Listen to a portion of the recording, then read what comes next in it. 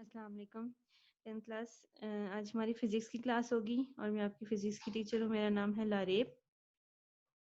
जो हमारा फिजिक्स का पहला टॉपिक है वो है simple harmonic motion. Simple harmonic motion ये हमारा टॉपिक है आज का। इसमें क्या कहता है कि सिंपल हार्मोनिक क्या है कि जैसे आप जो children uses themselves with a given continuous jerk and rope and try to make snake like motion of rope। इसमें क्या कहता है कि जैसे कि कुछ बच्चे क्या करते हैं कि हाथ में रस्सी पकड़ते हैं, ठीक है, और रस्सी पकड़ के उसको झटका देते हैं। तो जब वो उसको झटका देते हैं तो उससे क्या होता है कि कुछ वेव्स की फॉर्म बनती है, ठीक है। इस तरह की इसने और भी एग्जांपल दी हुई है। इस चैप्टर में जो हमारा सबसे पहला टॉपिक है वो है ऑसिलेशन। क्या है टॉपिक? ऑसिलेशन। ऑसिलेशन क्या है? सिंपल हार्मोनिक मोशन जो है उसकी मीनिंग क्या है? Periodic motion, vibrating motion, oscillatory motion, ठीक है। इसमें हम इस चीज को स्टडी करेंगे, ठीक है।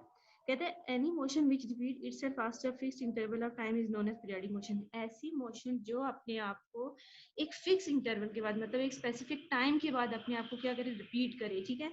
तो वो मोशन क्या कहलाती है? Periodic motion. जैसे आपके क्या होते हैं क्लासेस के टाइम होता है, पीरियड होते हैं, एक पीरियड खत्म होता है फिर दूसरा स्टार्ट होता है, ठीक है, स्पेसिफिक टाइम के बाद। The motion of earth around the sun and the motion of swimming are periodic motion. इसी तरह क्या है? अर्थ की मोशन सन के अराउंड, ये सभी क्या है? एक पीरियोडिक मोशन है, मतलब उनका स्पेसिफिक टाइम है, वो उसके मुताबिक क्या करते हैं? अपना चक्कर कंप्लीट करते हैं, ठीक है। The most familiar vibratory motion oscillatory motion swing in children park mass attach to spring as swing bob of the pendulum. अच्छा, इसकी कहता है जो सबसे बेस्ट एग्जांपल एक क्या है कि ये जो अक्सर पार्क में स्विंग झूला नहीं लगा जिसमें हम बैठते, वो, और दूसरी कौन सी है? Swimming pendulum. जैसे कि आपके पास एक क्लॉक होती है, ठीक है, घड़ी, तो उसके नीचे क्या होता है? वो पेंडुलम से लगता है जो कंटिन्यूसली क्या कर रहा होता है? मूव कर रहा होता है, ठीक है। इसके बाद नेक्स्ट जो आपका टॉपिक है वो है सिंपल हार्मोनिक मोशन। कहता है सिंपल हार्मोनिक मोशन जो है वो बेसिकली क्या है? वाइब्रेटरी मोशन है, ठीक है। ये इसको हम क्या कैसे स्टडी करते हैं? ये क्या है? एक वाइब्रेटरी मोशन है, ठीक है। और इसकी जो एग्जांपल हम देंगे वो होगी किससे? एक मैस को हमने किससे अटैच किया हुआ है? स्प्रिंग के साथ, ठीक है। मैस को किससे अटैच किया हुआ है? स्प्रिंग के साथ, ठीक है।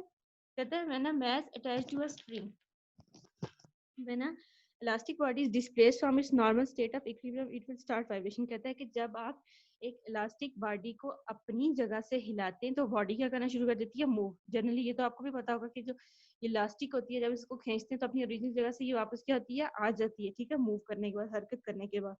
कहता है कि for example when a spring is slightly stretched और कंप्रेस्ड इट इज रिलीज। अब आपके पास एक स्प्रिंग है, ठीक है।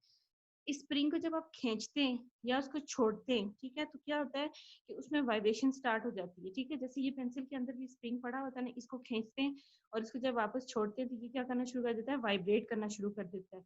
इसको एक्सप्लेन करने के लिए क्या कहता है कि आप, इसने एग्जांपल किसकी दी है कि हम क्या करते हैं कि एक मैस लेते हैं, उसको स्प्रिंग के साथ अटैच करते हैं, ठीक है। यानी आप स्प्रिंग के साथ कोई भी बॉडी लगा दें, कोई भी चीज लगा दें, उसके एक सिरे को आप किसी स्पोर्ट के साथ बांध दें, मैस एम के साथ, ठीक है, और दूसरे को क्या कर दें? The mass is at rest equilibrium in the position O, equilibrium position O. आप जो क्या करें, जो आपने साथ मैस अटैच किया हुआ है उसको इक्विलिब्रियम पोजीशन ओ पे रख दें, मतलब जिस जगह से आप उसको स्टार्ट कर रहे हैं, ठीक है, उस पोजीशन को क्या नाम दे दें? ओ का। अगर आप क्या करते हैं, उस पर कोई फोर्स अप्लाई करते हैं, उस पर क्या करते हैं? फोर्स अप्लाई करते हैं, तो उस पर क्या होता है कि the length of the spring increases by the amount.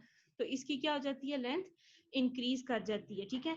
जैसे ही आप स्प्रिंग के साथ जो आपने मैस अटैच किया हुआ है, स्प्रिंग के साथ जो मैस अटैच किया हुआ है, जैसे ही आप उसको खींचेंगे तो उसका ओरिजिनल क्या मैस क्या हो जाएगा? इंक्रीज कर जाएगा, यानी वो अपनी पोजीशन से क्या हो जाएगा? हिल जाएगा, ठीक है। मैस मूव इस ओरिजिनल पोजीशन ओ टू ए, वो किससे चला जाएगा? ओ से ए की तरफ। आपने जो बॉडी का मैस लगाया था सबसे पहले वो क्या था? पोजीशन ओ पे था, ठीक है। जब आपने इसको खींचा, स्ट्रेच किया, तो वो ओ से किधर चला गया? ए पे, मतलब अपनी जगह उसने क्या कर दी? छोड़ दी।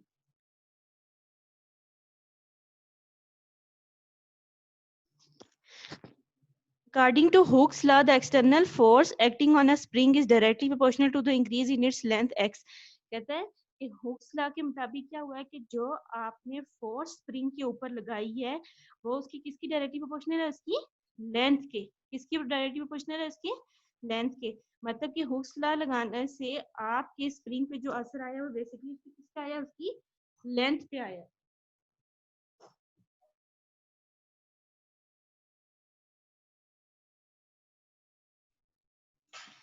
तो हमने क्या कहा कि हुक्स ला लगाने से क्या हुआ है कि उसकी लेंथ क्या होगी, इंक्रीज होगी। अब हुक्स ला क्या है कि एफ ई एक्स टी, इसके साथ आपको छोटा सा ई एक्स टी नजर आ रहा होगा। इस ई एक्स टी का मतलब है एक्सटर्नल फोर्स जो हमने अप्लाई की हुई है, ठीक है। वो किसके डायरेक्टली प्रोपोर्शनल है, एक्स के। एक्स क्या था, उसकी लेंथ थी, ठीक है। एफ ई एक्स टी जो लिखा हुआ है, एफ तो होगी फोर्स, ई एक्स टी जो है वो कौन सी फोर्स है, एक्सटर्नल फोर्स है, ठीक है। और एक्स क्या है, इसकी लेंथ है। अब जब आपको पता है कि जब प्रोपोर्शनलिटी का साइन खत्म होता है तो कांस्टेंट आता है, ठीक है। वो कांस्टेंट क्या आ गया, के। और इस के को क्या कहेंगे हम, स्प्रिंग कांस्टेंट। ये के कौन सा कांस्टेंट कहलाएगा, स्प्रिंग कांस्टेंट, ठीक है। अब यहाँ से अगर के की वैल्यू निकालें हम तो एक्स इस तरफ मल्टीप्लाई हो रहा है, दूसरी तरफ जाके ऑब्वियसली क्या हो जाएगा, डिवाइड। तो आपके पास कांस्टेंट की जो वैल्यू निकली है वो क्या है, it is the ratio of force to increase in the length of spring. क्या हुआ, कौन सी रेशियो है कि जब आप फोर्स को इंक्रीज करते हैं, किस में इंक्रीज आता है, उसकी लेंथ में इंक्रीज आता है, ठीक है। और इसकी यूनिट क्या होती है, newton per metre, newton per metre. After removing the force, अब आप वो फोर्स क्या कर दें, रिमूव कर दें, जो आपने लगाई थी फोर्स और आपकी लेंथ में क्या होता, इंक्रीज हुई थी। Spring move toward equilibrium position. तो स्प्रिंग ऑब्वियसली क्या करेगा, अपनी ओरिजिनल पोजीशन पे आने की कोशिश करेगा। The motion of the spring is due to restoring force which is characteristics of spring. तो जब आपने अपनी फोर्स रिमूव की है तो ओरिजिनल पोजीशन पे वापस आया, ठीक है। जो ओरिजिनल पोजीशन पे वापस आया वो कौन सी फोर्स थी, जो उसने स्टोर की हुई थी। आपने दोबारा उस पर कोई फोर्स नहीं लगाई है, आपने जो फोर्स लगाई थी स्प्रिंग ने वो स्टोर कर ली, तो जब आपने छोड़ी तो वो अपनी ओरिजिनल पोजीशन पे आ गई है, ठीक है। ये कौन सी फोर्स थी, उसकी रिस्टोरिंग फोर्स, जो उसने अपने अंदर स्टोर की हुई थी। Is equal to the magnitude, जो किसकी इक्वल होगी, उसकी मैग्नीट्यूड की, लेकिन ऑपोजिट इन डायरेक्शन होगी। जाहिर बात है कि जब आपने स्प्रिंग को खींचा था तो स्प्रिंग पहले इस डायरेक्शन में गया था, ठीक है। जब आप छोड़ेंगे तो स्प्रिंग वापस पीछे की तरफ जाएगा, मतलब अपनी ओरिजिनल पोजीशन पे जाएगा, तो डायरेक्शन क्या हो जाएगी, चेंज हो जाएगी, ठीक है। तो हमने यहाँ पे क्या लिखा, फोर्स आर ई एस। अब इस आर ई एस का क्या मतलब हुआ, रिस्टोरिंग फोर्स जो है, ठीक है।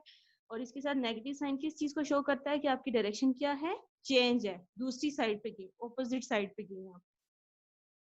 The negative sign mean the force is always directed toward mean position and opposite to direction displacement x। तो ये चीज मैंने अभी आपको बताई है कि नेगेटिव साइन किसकी वजह से आया है, आपकी डायरेक्शन की वजह से, मतलब कि आपकी डायरेक्शन दूसरी साइड पे गई है। According to Newton second law, अब न्यूटन का सेकंड लॉ क्या कहता है कि F is equal to M A. Newton का सेकंड लॉ क्या है, F is equal to M, F force होगी, M मास और A क्या हो गया, एक्सेलरेशन, ठीक है, क्लियर। अब पीछे जो हमारे पास फोर्स थी वो भी कौन सी थी, एफ थी। एफ एफ दोनों बराबर होगी, मतलब अगर इनकी लेफ्ट हैंड साइड इक्वल है तो ऑब्वियसली इनकी राइट हैंड साइड भी क्या होंगी, इक्वल होंगी, ठीक है। हमने दूसरे एफ की जगह क्या पुट कर दिया, M A is equal to minus K X. अब यहाँ से ए की वैल्यू निकालें, एम मल्टीप्लाई और दूसरी जगह क्या हो गया, डिवाइड हो गया, ठीक है।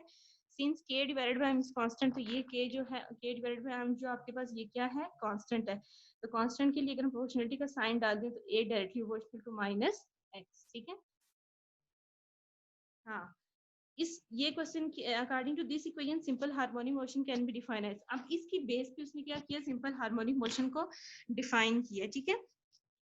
क्या कहते हैं, simple harmonic motion is a type of motion in which acceleration of body directly proportional to displacement from the equilibrium position and is always directly toward the equilibrium position. क्या कहा कि जो सिंपल हार्मोनिक मोशन है वो basically क्या है, एक acceleration है किसी भी बॉडी की जो किसके डायरेक्टली प्रोपोर्शनल होती है, उसकी डिस्प्लेसमेंट के, किसके, displacement of equilibrium position and is always directly toward the equilibrium position, यानी कि उसके डिस्टेंस के इक्वल तो होती है और हमेशा अपनी किस तरफ जाती है, ओरिजिनल पोजीशन की तरफ, ठीक है।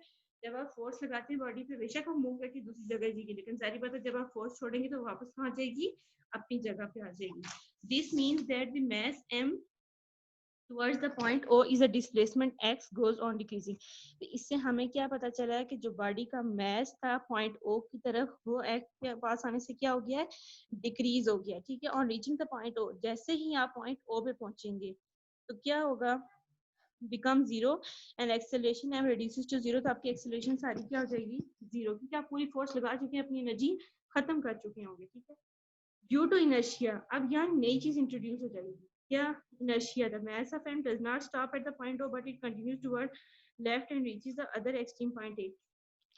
यानी इसके कहने का ये मतलब है कि जब आपने स्प्रिंग को खींच के पॉइंट ओ से ए पे लेके गए, ठीक है, तो वहां जाके उसके अंदर कोई रिस्टोरिंग फोर्स हुई होगी, ठीक है, उसकी वजह से वो वापस क्या हुआ है, अपनी पोजीशन ओरिजिनल पोजीशन ए पे आ गया। लेकिन आपने देखा होगा कि जब आप स्प्रिंग को छोड़ते हैं एकदम तो नहीं रुक जाता ना, आगे पीछे मूव करता रहता है ना, कभी ओ से ए पे जाएगा, कभी ओ से ओ, उस वक्त तक जब तक उसके अंदर जो रिस्टोरिंग फोर्स है वो खत्म नहीं होता। समझ आई है? स्प्रिंग उस टाइम तक मूव करता रहेगा जब तक उसके अंदर रिस्टोरिंग फोर्स जो आपने लगाई थी, स्टार्ट में जो फोर्स दी थी, वो खत्म नहीं होती। स्प्रिंग क्या करता रहेगा, मूव करता रहेगा ओ से ए की तरफ, ओ की तरफ, ठीक है। This mean that acceleration of mass is still directed toward the point, और लास्ट पे जाके रुकेगा किधर, वहां पे पॉइंट ओ पे रुकेगा जहां से उसका ओरिजिनल पॉइंट शुरू होता है, ठीक है, जहां से शुरू हुआ था वहीं जाके रुकेगा। This process continues, body keeps on vibrating between these points. Mathematically it can be prove that the time period simple pendulum of the mass attached to spring can be given by the following equation. तो कहता है कि math की statement के मुताबिक अगर हम time दें तो ये किसके इक्वल होगा, T is equal to 2 pi square root m divided by a। Mathematically इसको हम कैसे लिखेंगे, t is equal to 2 pi square root m divided by k, ठीक है, ये इसकी मैथमेटिकल एक्सप्रेशन है। We shall now define some important terms. कौन कौन सी, vibration, time period, frequency, displacement, amplitude, ये सब वो चीजें हैं जो आपकी रिस्टोरिंग फोर्स के दरमियान, मतलब जब आप स्प्रिंग वाला एक्सपेरिमेंट कर रहे थे तो इसके दरमियान यूज हुई है, ठीक है। क्या है, to and fro motion of an oscillating body about in mean position. To and fro motion कौन सी होती है, जो आगे पीछे होती है, ठीक है, पहले बॉडी आगे जाती है फिर बॉडी पीछे आती है अबाउट इट्स मीन पोजीशन, और आती है किस पे, अपने मीन पोजीशन पे, ठीक है। ये होगी वाइब्रेशन। वाइब्रेशन की तो एग्जांपल जैसे आप लोगों को पता है कि आप लोगों का ये मोबाइल में वाइब्रेशन होती है तो क्या होता है, मोबाइल एक ही जगह पे क्या करता रहता है, रोटेट करता रहता है आगे पीछे की तरफ, ठीक है। टाइम पीरियड, टाइम से नजर आ रहा है, इसका मतलब किसके बारे में बात हो रही है, टाइम के बारे में। The time taken by a body to complete one vibration or oscillation is called time period and is measured in second. तो टाइम पीरियड जो किसी भी बॉडी का है, कंप्लीट वन वाइब्रेशन और ऑसिलेशन इसका टाइम पीरियड, मतलब कि बॉडी को अपनी एक सर्कल पूरा करने के लिए जो टाइम होता है उसे क्या कहते हैं, टाइम पीरियड। फ्रीक्वेंसी क्या है कि number of vibration made by oscillating body in 1 second. Number of vibration मतलब कि एक मिनट के अंदर या एक सेकंड के अंदर बॉडी कितनी दफा वाइब्रेट करती है, वो उसकी क्या कहलाती है, फ्रीक्वेंसी। और इसकी ऐसा यूनिट क्या है, hertz, H Z. Frequency of time period T related to the equation f is equal to 1 by T, ठीक है, ये इसकी इक्वेशन है। आगे आपके पास displacement, it is a distance of vibrating body from its mean position at any instant. तो ये क्या है, किसी भी बॉडी का मीन पोजीशन से उसका डिस्टेंस है, उसको क्या कहते हैं, डिस्प्लेसमेंट। डिस्प्लेसमेट बेसिकली यही होता है, the shortest possible distance between 2 points. Amplitude क्या है, the maximum displacement of vibrating body on the other side from mean position. तो आपकी बॉडी ने जो डिस्प्लेसमेंट कवर किया है ओरिजिनल पॉइंट से, मीन पॉइंट ओ से लेके दूसरे पॉइंट तक, वो इसका क्या कहलाएगा, एम्पलीट्यूड। ये आपका फर्स्ट क्वेश्चन है, ये लॉन्ग क्वेश्चन भी आता है सिंपल हार्मोनिक मोशन डिटेल में, ठीक है, क्लियर है यहाँ तक।